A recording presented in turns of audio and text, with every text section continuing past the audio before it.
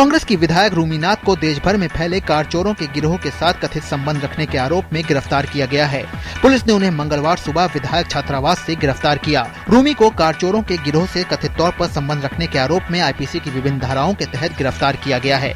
इससे पहले गुवाहाटी उच्च न्यायालय अलग अलग थानों में दर्ज 2 मामलों के सिलसिले में अग्रिम जमानत की विधायक की 2 याचिकाएं खारिज कर चुका है। नक्सली हमले में शहीद हुए जवानों को जगदलपुर में गार्ड ऑफ ऑनर दिया गया। इस अवसर पर बस्तर के आईजी ने बताया कि शहीदों की लड़ाई को आगे बढ़ाते हुए नक्सलियों को मुंह तोड़ जवाब दिया जाएगा। उन्होंने कहा कि इन हमलों का जवाब देते हुए सुरक्षा बलों ने 20 से 25 नक्सलियों को मार गिराया है। राजस्थान में पिछले 24 घंटों के दौरान स्वाइन फ्लू से 2 और रोगियों की मौत हो गई, जिससे प्रदेश में इस वर्ष स्वाइन फ्लू से मरने वालों की संख्या बढ़कर 432 हो गई।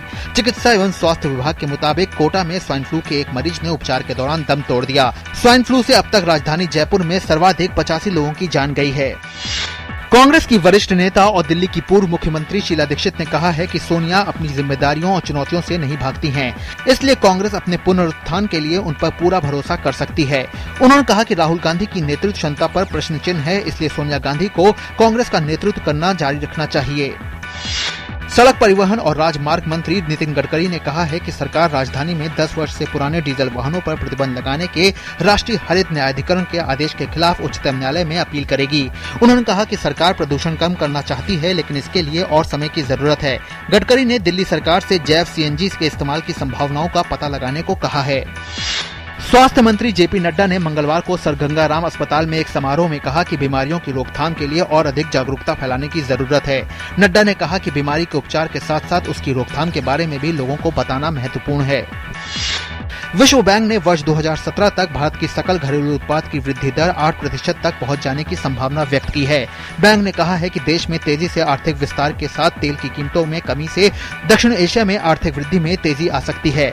बैंक की छमाही रिपोर्ट में कहा गया है कि वित्त वर्ष 2015-16 में भारत की वृद्धि दर 7.5% रहने की उम्मीद है, जो कि वित्त वर्ष 2017-18 तक 8% रह सकती है।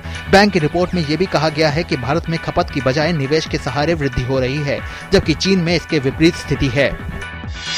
आईसीआईसीआई ने होम लोन पर ब्याज दरों में 0.25% कटौती की है। आईसीआईसीआई बैंक ने अपने मौजूदा और नए ग्राहकों के लिए होम लोन के रेट्स में 25 बेसिस पॉइंट्स की कटौती करके इसे 9.90% कर दिया है। नए रेट्स 14 अप्रैल 2015 से लागू होंगे। इससे पहले एचडीएफसी और एसबीआई भी होम लोन पर ब्याज दरों में कटौती कर चुका है।